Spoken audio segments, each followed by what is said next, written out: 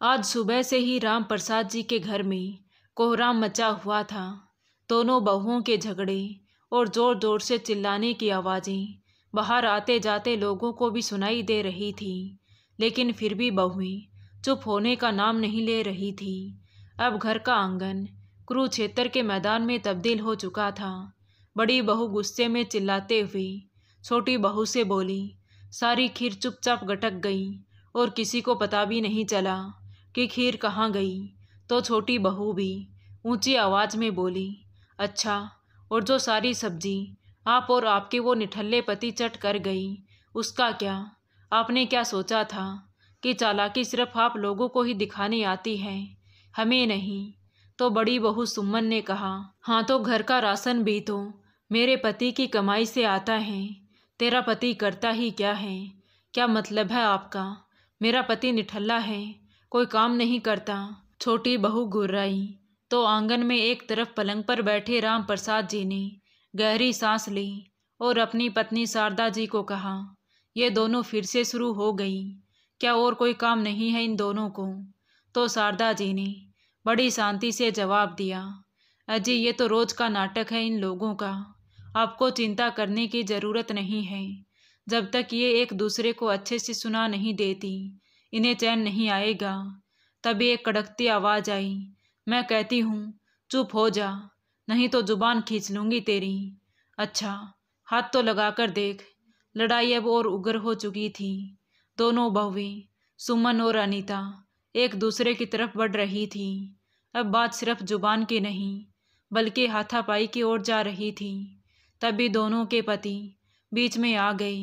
सुनील गुस्से से दौड़ते हुए आया और सुमन का हाथ पकड़कर खींचते हुए उसे अंदर ले गया। छोटे बेटे राजेश ने भी अपनी पत्नी को फटकारते हुए कहा, चुप रहो और अंदर चलो, रोज रोज का तमाशा है तुम्हारा। दोनों बहुएं अंदर तो चली गई, लेकिन उनके क्रोध की अग्नि कम नहीं हुई थी। अंदर जाते ही राजेश ने अपनी पत्नी से कहा, तुम्हें बार बार समझाता हूँ, इस तरह झगड़ा मत किया करो, हर बार तमाशा क्यों करती हो? हाँ हाँ, जब मैं बोलूँ तो तमाशा, और जब आपकी भाभी मुझे नीचा दिखाई तब कुछ नहीं। आप तो दिन भर भैया भाभी के नाम का जाप करते थकते नहीं हो। और वो क्या कह रही थी जानते हो? आपको निठल्ले, कामचोर, आलसी और न जाने क्या क्या बोल रही थी। मैंने फैसला कर लिया है कि अब मैं भाभी के साथ एक रसोई में हरगिज काम नहीं करूँगी।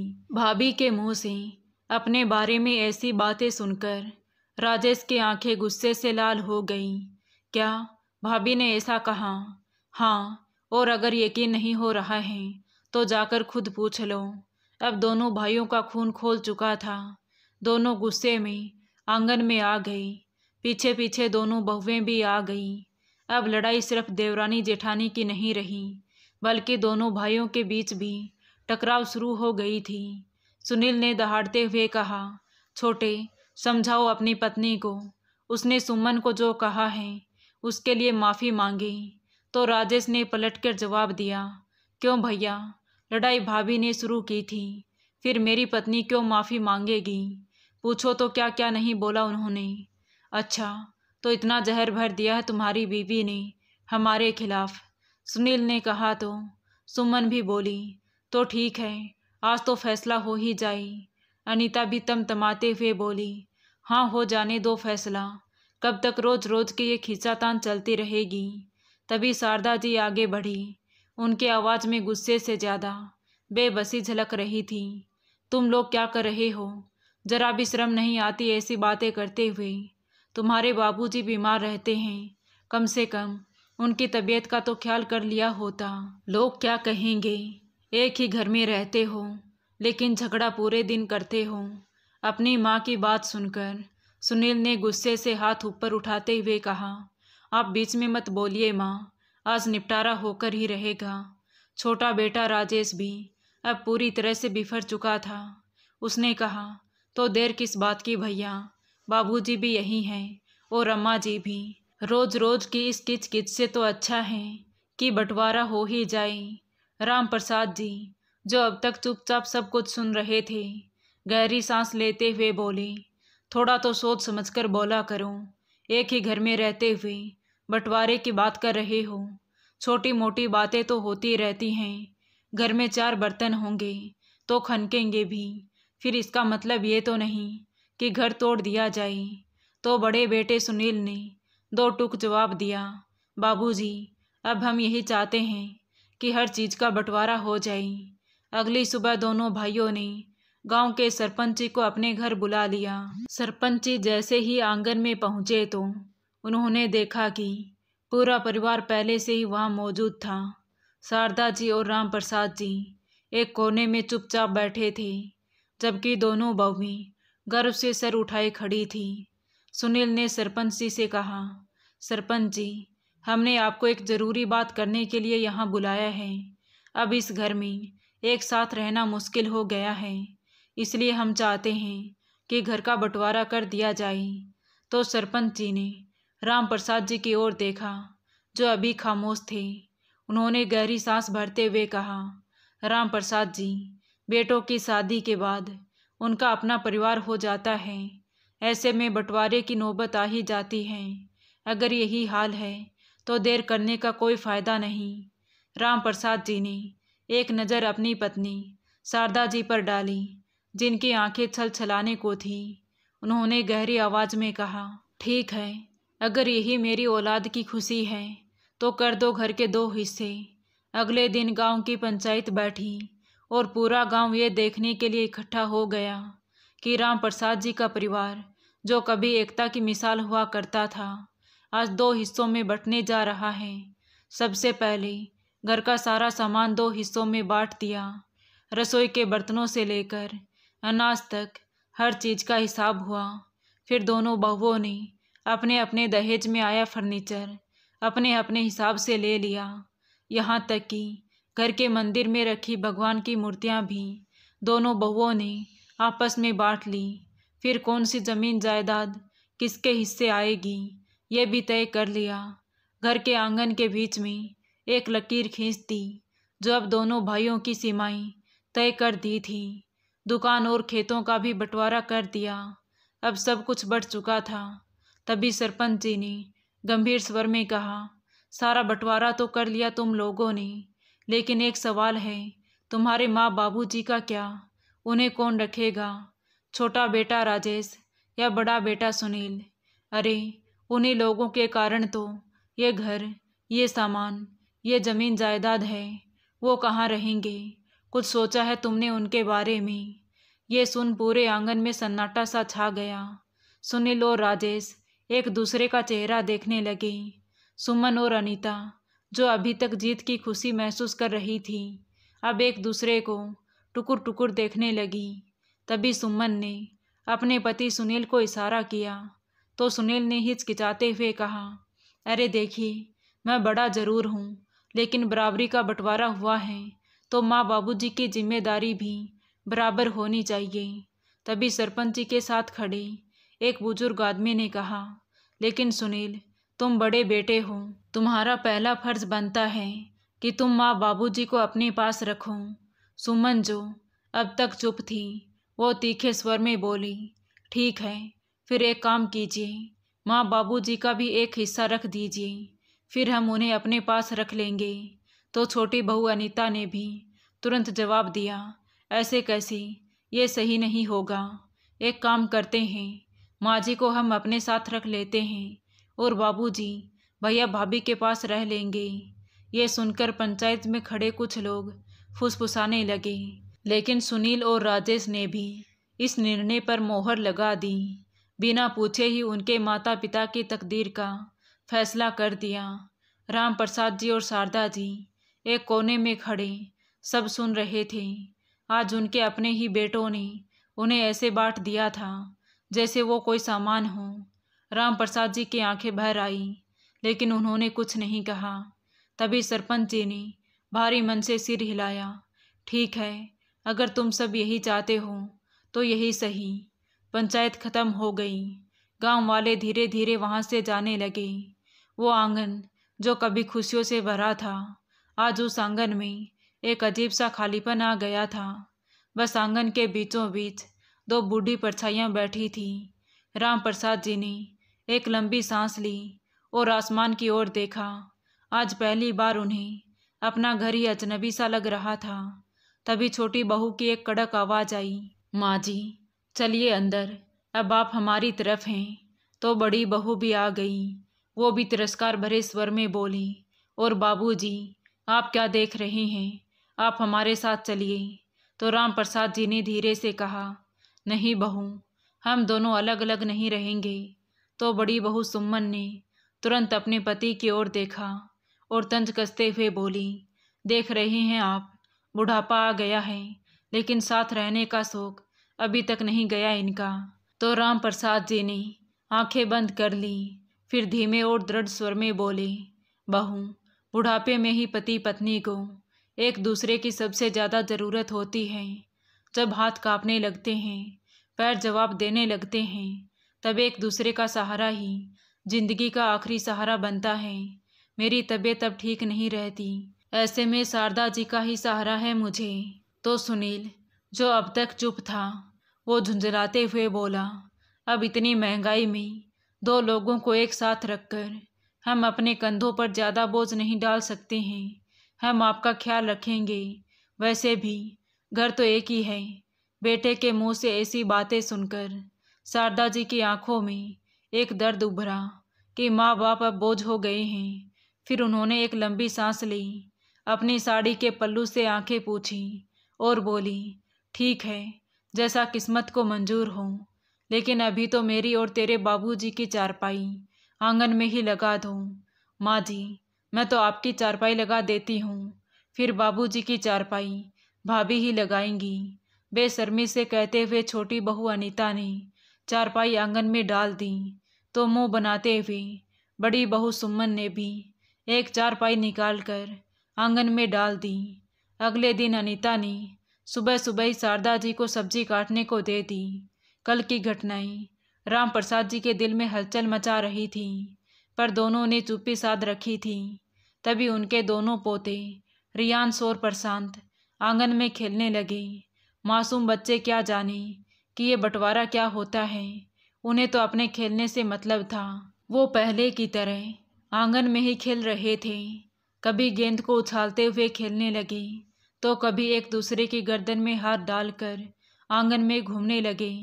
लेकिन तभी अचानक बड़ी बहू सुमन गुस्से से तमतमाते हुए बाहर निकल कर आई और अपने बेटे रियांश को बोली, रियांश, तुझे मना किया था ना कि इसके साथ मत खेलना। ये सुन बच्चे सहम गए। रियांश मासूमियत से अपनी माँ की ओर देखते हुए बोला, लेकिन माँ, प्रशांत मेरा भाई है। भाई? भाई नहीं, अब ये सिर्फ पड़ोसी है, सुमन ने चीखते हुए कहा और झटके से अपने बेटे रियांश को खींचकर अलग कर दिया। प्रशांत, जो अब तक की समझ ही नहीं पाया था कि क्या हो रहा है, वो रोने लगा और माँ माँ पुकारने लगा। माँ आवाज़ सुनते ही छोटी बहू अनीता दौड़ते हुए बाहर आई और गुस्से से बोली, मेरे बेटे को हाथ कैसे लगाया भाभी? तो सुमन ने व्यंग्य से कहा, अच्छा, तेरा बेटा तो रख अपने पास इसे। इतना कहकर उसने झटके से अपने बेटे रियांश का हाथ पकड़ा और घसीटते हुए उसे अंदर ले गई। अनीता भी गुस्से में प्रशांत को खींचते हुए अपने कमरे में ले गई। राम प्रसाद जी और शारदा जी सामने बैठे ये दृश्य देख रहे थे। भरी आवाज में शारदा जी ने कहा, हे भगवान, न जाने किसकी नज़र लग गई इस परिवार को। हमारा हंसता खेलता घर कुश्ती के अखाड़े में बदल गया। थोड़ी देर में अनीता हाथ में चाय और नाश्ता लेकर आई। लो माँ जी, आपकी चाय और नाश्ता, कहते हुए उसने थाली शारदा जी के सामने रख दी।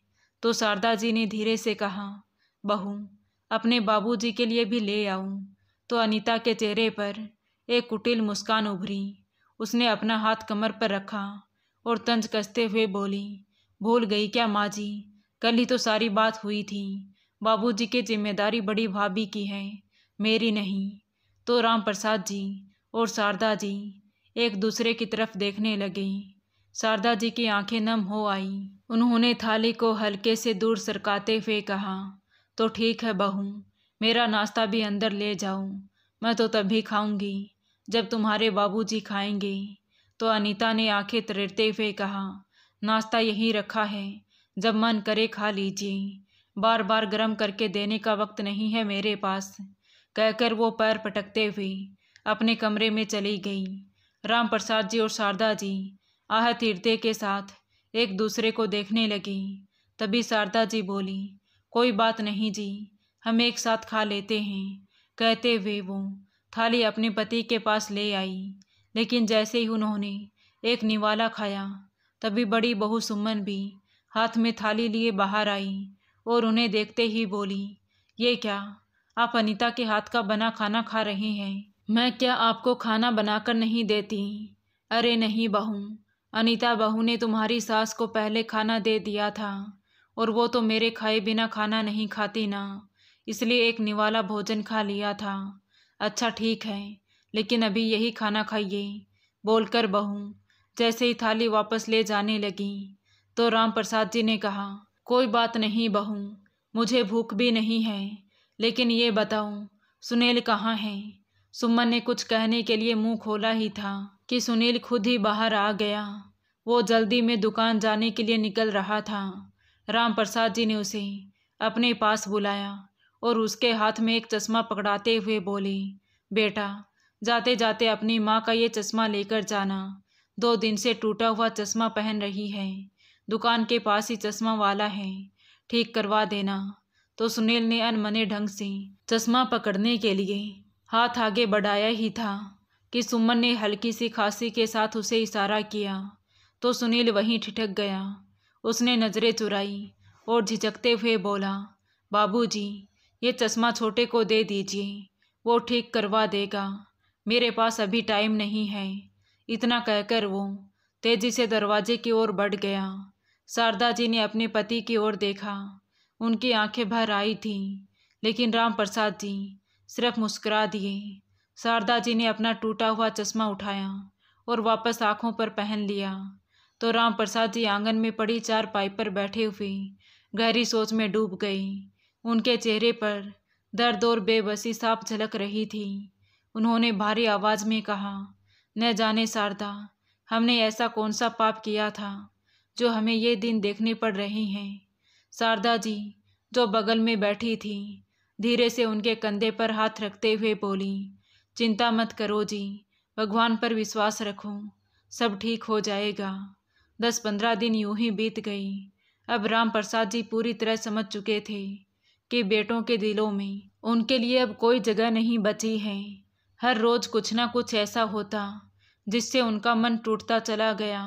आलम यह था कि अगर पिताजी की तबीयत खराब हो या दवा ख़त्म हो गई हो तो छोटे बेटे बहू दवाई तक ना ला कर देते, और अगर माँ को कोई परेशानी है तो बड़े बेटे बहू भी मुंह फेर लेते। लेकिन आज राम प्रसाद जी ने ठान लिया था कि अब और नहीं। उन्होंने सुबह ही दोनों बेटे बहुओं को आंगन में बुलाया। बेटा सुनील और राजेश, मुझे तुमसे एक ज़रूरी बात करनी है। तो सुनील और राजेश एक दूसरे की ओर देखने लगे। सुमन और अनीता भी आकर खड़ी हो गई। राम प्रसाद जी ने गहरी सांस ली और सीधे शब्दों में कहा, अब बहुत हो गया, मैं और शारदा अलग अलग नहीं रह सकते हैं। हमने फैसला कर लिया है, हम हमेशा साथ रहेंगे। लेकिन बाबूजी, घर तो एक ही है ना, बस खाना ही तो अलग अलग बनता है, छोटे बेटे ने व्यंग्य से कहा। तो राम प्रसाद जी ने कड़क स्वर में कहा, घर एक ही था बेटा, लेकिन तुम लोगों ने उसे 2 हिस्सों में बांट दिया। कहते कहते राम प्रसाद जी का गला भर आया तो सुनील ने बात संभालने की कोशिश करते हुए कहा, बाबूजी ऐसा क्यों कर रहे हैं, आपको कहीं कोई तकलीफ हो रही है क्या? तो राम प्रसाद जी हल्के से मुस्कुराई, लेकिन उस हंसी में एक दर्द था, तकलीफ थी।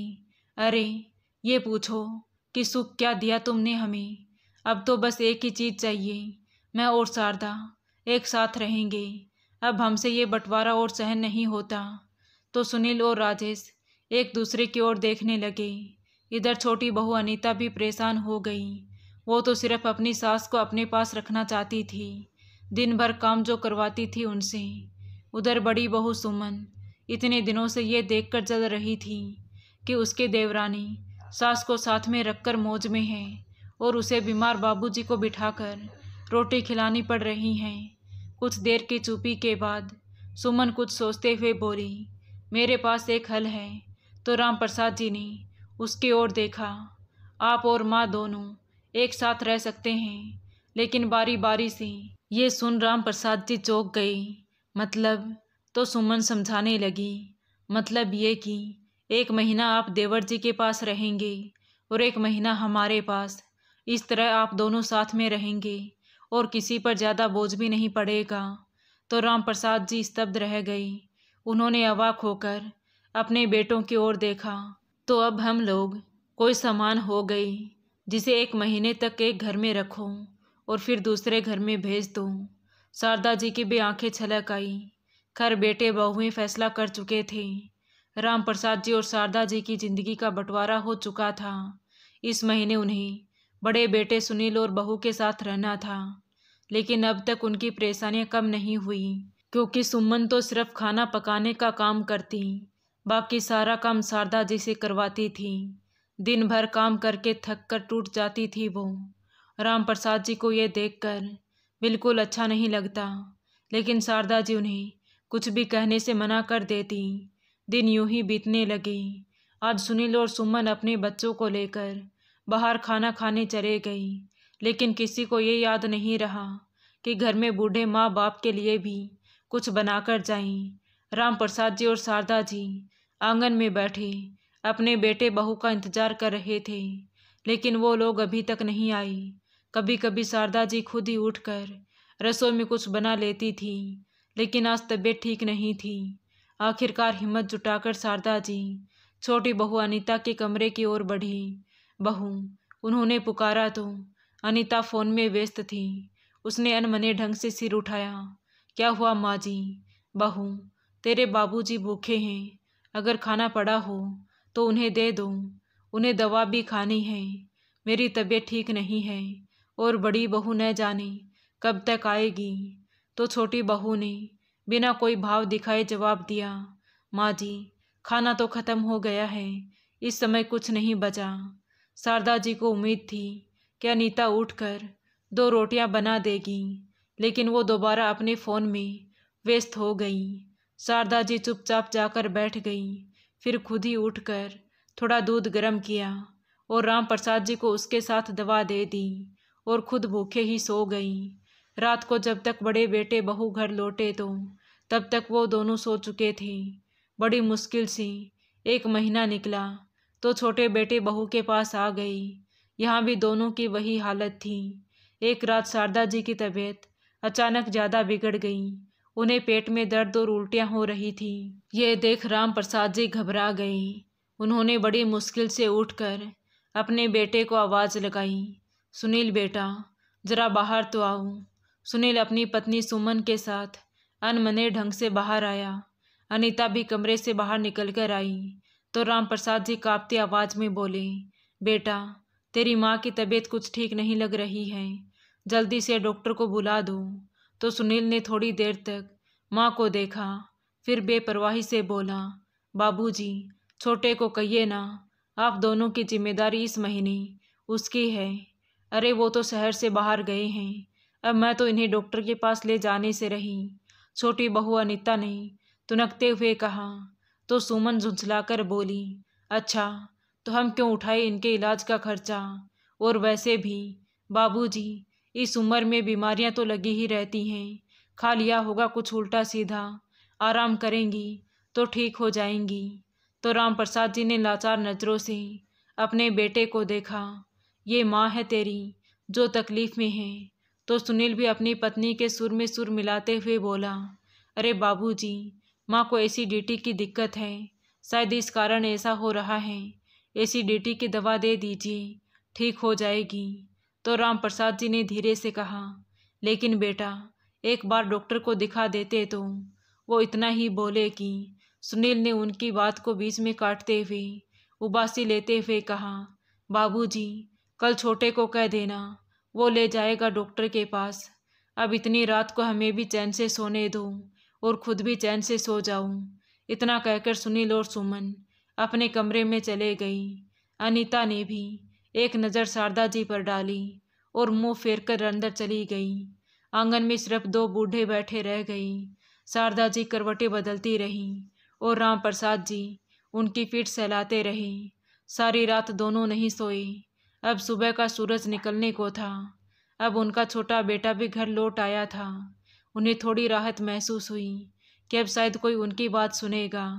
राम प्रसाद जी ने उठकर अपने छोटे बेटे को आवाज़ दी, बेटा, तुम्हारी माँ को डॉक्टर को दिखाने जाना है, उनकी तबीयत ठीक नहीं है। तो छोटे बेटे ने आंखें मलते हुए कहा, अभी तो मैं बहुत थका हुआ हूँ बाबूजी, अभी सोने दो, आप बड़े भैया को कह दीजिए। राम प्रसाद जी आशा लिए बड़े बेटे के पास गए। सुनील बेटा, तेरी माँ बहुत बीमार है, डॉक्टर के पास ले चलो। तो सुनील ने लापरवाही से मोबाइल स्क्रॉल करते हुए जवाब दिया, बाबूजी, मेरे पास टाइम नहीं है, वैसे भी इस महीने आप छोटे के पास हैं, तो उसकी जिम्मेदारी बनती है कि वो माँ को दिखाकर लाई। बेटों की बात सुनकर राम प्रसाद जी खामोश से खड़े रह गई। वो भी बीमार रहते थे और अब उनके अपने बेटे उनकी पत्नी की बीमारी को भी अपनी जिम्मेदारी मानने तक को तैयार नहीं थे। उन्होंने एक पल दोनों बेटों की ओर देखा। किसी ने कोई जवाब नहीं दिया तो राम प्रसाद जी ने गहरी सांस ली और कांपते हाथों से शारदा जी को सहारा दिया और अपने पास रखे हुए कुछ पैसे उठाकर अपनी पत्नी को ऑटो में बिठाकर खुद ही अस्पताल की ओर निकल पड़े। अस्पताल पहुंचते ही डॉक्टरों ने जांच की और ऑपरेशन का बोलकर उन्हें भर्ती कर लिया। तो राम प्रसाद जी ने अपने दोनों बेटों को फ़ोन किया। दोनों ने पहले तो फ़ोन नहीं उठाया, फिर कई कोशिशों के बाद छोटे बेटे से बात हुई। बाबूजी, हम आते हैं, कहकर उसने फ़ोन रख दिया। दोपहर में सुनील और सुमन आए। थोड़ी देर बाद छोटे बेटे बहू भी पहुंच गई। सुनील ने अंदर आते ही लापरवाही से पूछा, क्या हुआ बाबूजी, माँ ठीक तो है ना? राम प्रसाद जी ने थकी हुई आवाज़ में कहा, बेटा, डॉक्टर ने कहा है कि तुम्हारी माँ का ऑपरेशन करना होगा, 50,000 रुपये लगेंगे। ये सुनकर दोनों बेटे एक दूसरे का मुंह ताकने लगे। छोटे बेटे ने थोड़ा खांसते हुए कहा, बाबूजी, इतनी रकम अचानक से? तो सुनील ने भी राजेश की बात को आगे बढ़ाते हुए कहा, हाँ बाबूजी, इतने पैसे हमारे पास तो नहीं हैं, बैंक से निकालने पड़ेंगे, थोड़ा वक्त लगेगा। तो राम प्रसाद जी ने कहा, हाँ बेटा, जितना जल्दी हो सके तुम पैसों का इंतजाम करो। तो सुनील और राजेश हाँ में सिर हिलाते हुए अस्पताल से निकल गए। राम प्रसाद जी हर आधे घंटे के बाद फ़ोन लगाते रहे, लेकिन किसी ने फ़ोन नहीं उठाया।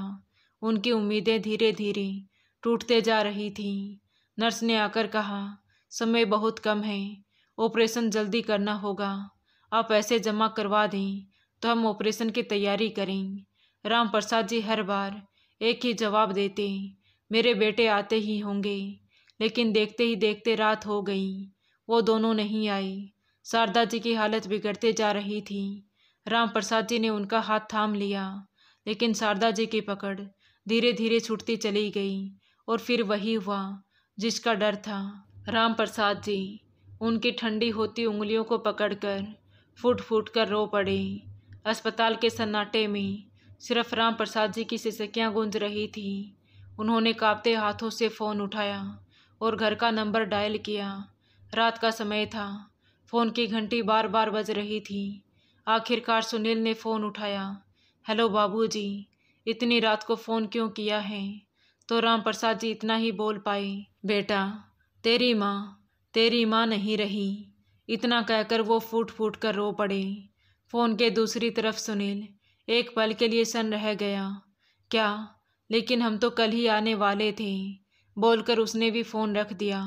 अगली सुबह शारदा जी का अंतिम संस्कार कर दिया। राम प्रसाद जी खामोश से खड़े थे। चिता जल रही थी, लपटें आसमान की ओर उठ रही थी। आखिरकार शारदा जी इस दुनिया से विदा हो ही चुकी थी। घर लौटते वक्त राम प्रसाद जी के पैर लड़खड़ाने लगे। उन्होंने घर के दरवाजे पर कदम रखा, पर अब वो घर उन्हें अपना नहीं लग रहा था। उनकी नज़रें चारपाई की उस जगह पर गई जहाँ शारदा जी बैठा करती थी।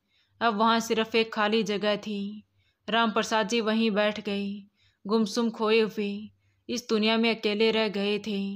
बेटे और बहुएं अपनी अपनी ज़िंदगी में व्यस्त हो चुके थे। घर के हर कोने में शारदा जी की यादें बसी थीं। कभी उन्हें लगता कि वो किचन से आवाज़ देगी, कभी लगता चाय लेकर अभी आ जाएगी, लेकिन वो तो मात्र कल्पना में ही रह गई थी। अब कोई उनका हालचाल पूछने वाला नहीं था। धीरे धीरे अब राम प्रसाद जी भी दोनों बहुओं को बोझ लगने लगे। एक दिन सुमन बड़बड़ाते हुए सुनील से बोली, सुनो जी, अब बाबूजी दिन भर बीमार पड़े खांसते रहते हैं, काम वाम तो कुछ करते नहीं हैं, बस बोझ बने बैठे हैं। तभी छोटी बहू अनीता भी उसके हाँ में हाँ मिलाते हुए बोली, सही कह रहे हो भाभी, जब अम्मा थी तो कम से कम घर के कुछ कामों में मदद तो कर देती थी, लेकिन अब ये बूढ़ा काम का ना काज का, दुश्मन अनाज का, इसलिए इन्हें अब वृद्ध आश्रम भेज देते हैं। वहाँ उनके जैसे और भी लोग होंगे। तो सुनील और राजेश भी एक दूसरे की तरफ देखने लगे। फिर सुनील ने कहा, बात तो सही है, हम भी अपने काम धंधे में उलझे रहते हैं। जब राम प्रसाद जी को इस फैसले के बारे में बताया तो उनकी आंखें नम हो गईं। वो कुछ नहीं बोले और चुपचाप दोनों बेटों के साथ वृद्ध आश्रम जाने के लिए निकल पड़े। गाड़ी जैसे जैसे आगे बढ़ रही थी, राम प्रसाद जी की आंखों में बेचैनी बढ़ती जा रही थी। उन्होंने खिड़की से बाहर देखा, परिचित रास्ते पीछे छूटते जा रहे थे। मंजिल अजनबी सी थी। थोड़ी देर बाद गाड़ी एक इमारत के सामने रुकी। बोर्ड पर लिखा था, सहारा वृद्धाश्रम। यह देख राम प्रसाद जी का दिल बैठ गया। उन्होंने नजरें ऊपर उठाई और कांपती आवाज में पूछा, बेटा, क्या अब मैं तुम्हारे साथ नहीं रहूँगा? तो सुनील ने सर झुका लिया और राजेश ने सहमति जताते हुए कहा, बाबूजी, यहाँ आपकी अच्छी देखभाल होगी, आपके जैसे और भी बुजुर्ग यहाँ होंगे। तो राम प्रसाद जी की आंखें नम हो गई। उन्होंने कमजोर आवाज में कहा, क्या वहाँ तुम दोनों में से कोई होगा? उनका ये सवाल सुनकर दोनों बेटे अंदर तक हिल गई, लेकिन उन्होंने कोई जवाब नहीं दिया। अंदर जाकर राम प्रसाद जी ने आखिरी बार अपने बेटों को निहारा, फिर मन से बोले, अब मुझे यहाँ से वापस ले जाने मत आना, मैं वापस नहीं आऊँगा। कहते हुए वो नम आंखों से अंदर चले गई। कुछ देर बाद दोनों भाई चुपचाप गाड़ी में बैठे और वहाँ से निकल गई। अब राम प्रसाद जी अकेले पड़ गए थे। पत्नी का साथ छूटा तो बेटों ने भी वृद्ध आश्रम छोड़ दिया। परिवार के नाम पर अब सिर्फ यादें बची थी उनके पास। शुरुआत में राम प्रसाद जी को कुछ भी अच्छा नहीं लगा। हर चीज़ अजनबी, हर चेहरा नया था, लेकिन वो जानते थे कि आंसू बहाने से कुछ नहीं बदलेगा। फिर दिल को समझाने लगे कि कम से कम यहाँ कोई बहू उन्हें ताने तो नहीं मारेगी, अब बेटे उन्हें बोझ तो नहीं समझेंगे। धीरे धीरे उन्हें साथी बुजुर्गों के साथ अच्छा महसूस होने लगा। उनकी तबीयत भी सुधरने लगी। सबके साथ रोज सुबह योग और व्यायाम करना उनकी दिनचर्या बन चुकी थी। वो फिर से हंसने लगे थे, अपनी जिंदगी आराम से जीने लगे थे। इधर राम प्रसाद जी के बिना घर में बहुओं के मन को शांति मिल गई थी। न कोई सेवा करनी थी और न कोई जिम्मेदारी उठानी थी। सुनील और राजेश भी पूरी तरह निश्चिंत थे। समय ऐसे ही चलता रहा, लेकिन तभी एक दिन अचानक, ये कैसे हो सकता है? पिताजी हमारे साथ इतना बड़ा अन्याय कैसे कर सकते हैं? सुनील ने कोर्ट का आदेश हाथ में पकड़े हुए स्तब्ध स्वर में कहा। तो यह सुनकर राजेश और दोनों बहुएं भी अचंभित रह गई। क्या हुआ? आखिर बात क्या है? सुमन ने हैरानी से पूछा। तो सुनील ने कहा, अरे कोर्ट की तरफ से यह मकान खाली करने का आदेश मिला है, और तो और खेतों की ज़मीन भी अब हमारी नहीं है। लेकिन पिताजी ने तो जायदाद का बंटवारा कर दिया था ना, सारी जायदाद तो 2 हिस्सों में बांट दी थी। तो फिर अब अचानक क्या हो गया उन्हें? अनीता ने चिंतित होते हुए कहा। तो राजेश ने अपने माथे का पसीना पोंछते हुए कहा, उन्होंने जायदाद सिर्फ 2 हिस्सों में बांटी थी, हमारे नाम नहीं की थी। अभी भी पूरी संपत्ति पिताजी के नाम पर है। हम उन्हें वृद्ध आश्रम छोड़ आए, इसलिए उन्होंने भी अपना सातिर दिमाग लगाया होगा ताकि हम सब लोग घर से बेघर हो जाएं। तभी सुनील ने गहरी सांस ली और घबराहट भरे स्वर में कहा, हाँ, कोर्ट के आदेश हैं कि घर खाली करना है। तभी सुमन गुस्से से चिल्लाई, लेकिन उन्होंने ऐसा किया क्यों? आप दोनों तो उनके अपने ही बेटे हो। तभी छोटी बहू भी चिढ़कर बोली, हाँ और नहीं तो क्या, और वैसे भी ये सारी संपत्ति वो बुढ़ाऊ लेकर जाएगा कहाँ? उसके खुद के पैर तो कब्र में लटक रहे हैं। दोनों बहुएं बड़बड़ाने लगी। अब और कोई चारा ना देखकर उन सब ने वृद्धाश्रम जाकर पिताजी से मिलने का फैसला किया और अगले ही दिन वृद्धाश्रम पहुंच गई। रामप्रसाद जी अपने कमरे में बैठे अखबार पढ़ रहे थे। सुनील और राजेश अपनी पत्नियों के साथ अंदर आए और उनके पैर छूकर भावुक स्वर में बोले, पिताजी हम आपको लेने आए हैं, अब आप हमारे साथ चलिए। तो रामप्रसाद जी ने हल्की सी मुस्कान के साथ उनकी ओर देखा और शांत स्वर में बोले, नहीं बेटा, अब यही मेरा घर है, मैं यही खुश हूँ। रामप्रसाद जी के शांत चेहरे पर विश्वास झलक रहा था। उनकी आंखों में अब ना दर्द था और ना ही कोई शिकायत। नहीं पिताजी, वो हमारी गलती थी, अब हम अपनी गलती सुधारना चाहते हैं, सुनील ने लगभग गिड़गिड़ाते हुए कहा। तो राजेश भी आंसू पोंछते हुए बोला, हाँ पिताजी, हम आपको यहाँ अकेला नहीं छोड़ सकते, आप चलिए हमारे साथ। लेकिन तभी रामप्रसाद जी निर्विकार भाव से बोले, अकेला? अरे नहीं, अकेला तो मैं पहले था, अब तो बहुत से साथी हैं यहाँ मेरे पास। ये सुन सुनील और राजेश सर झुकाए खड़े रहे। फिर सुनील ने संकोच से पूछा, लेकिन पिताजी, हमें एक बात समझ नहीं आई, आपने अपनी संपत्ति हमसे छीन क्यों ली? तभी सुमन और अनीता भी मगरमच्छ के आंसू बहाते हुए बोली, हमारे बारे में तो सोचा तक नहीं पिताजी, हम कहाँ जाएंगे, और वो है कौन जिसे आपने हमारा हिस्सा दे दिया? तो रामप्रसाद जी ने गहरी सांस ली और बहुत इत्मीनान से कहा, तुम्हारा हिस्सा? जब तुमने अपने माँ बाप के प्रति कोई फर्ज नहीं निभाया तो अधिकार की अपेक्षा कैसे कर सकते हो? क्यों दूं मैं तुम्हें कोई हिस्सा? क्यों सोचूं मैं तुम्हारे बारे में, जब तुमने मेरे और मेरी पत्नी के बारे में नहीं सोचा? जब अपनों ने ठुकराया था तो मुझे गैरों ने अपनाया, इसलिए अपनी पूरी संपत्ति मैंने इस वृद्धाश्रम को दान कर दी है। यही वो जगह है जिसने मुझे सहारा दिया था जब मेरे अपने बेटों ने मुझे ठुकरा दिया। तभी दोनों बहुएं चिढ़ते हुए बोली, लेकिन बाबूजी, आपने ये अच्छा नहीं किया, ये तो सरासर अन्याय है। तो रामप्रसाद जी बोले, अन्याय कैसा बहू? अब जाकर न्याय हुआ है मेरे और मेरी पत्नी के साथ। ऐसा मत कीजिए पिताजी, हमें माफ़ कर दीजिए, हमें आपकी जायदाद नहीं चाहिए, बस आपका साथ चाहिए। सुनील गिड़गिड़ाते हुए बोला, हाँ पिताजी, बस एक मौका और दे दीजिए। राजेश भी हाथ जोड़ते हुए बोला। लेकिन रामप्रसाद जी ने हल्की मुस्कान के साथ कहा, नहीं बेटा, अब ये रिश्ता सिर्फ नाम का रह गया है, दिल से नहीं। फिर उन्होंने एक गहरी सांस ली और कहा, अब तुम लोग जाओ और ये सीख लेकर जाओ कि माँ बाप कोई संपत्ति नहीं होते जिन्हें ज़रूरत के हिसाब से रखा जाए और ज़रूरत पूरी हो जाने पर उन्हें छोड़ दिया जाए। इतना कहकर रामप्रसाद जी वहाँ से उठकर बाहर टहलने निकल गई। बेटे बहुएं भी सर झुकाए भारी कदमों से लौट गई, लेकिन अब ये जान चुके थे कि अपनी मूर्खता के कारण उन्होंने अपनी सबसे कीमती दौलत को खो दिया। तो दोस्तों, क्या रामप्रसाद जी ने अपनी ज़मीन जायदाद अपने बेटे बहू को न देकर वृद्धाश्रम में दान देकर सही किया या गलत? अपनी राय कमेंट बॉक्स में ज़रूर बताएं। कहानी अच्छी लगी हो तो प्लीज़ वीडियो को लाइक करें, शेयर करें और हमारे चैनल कहानी विद देवांशी को सब्सक्राइब ज़रूर करें। Thank you.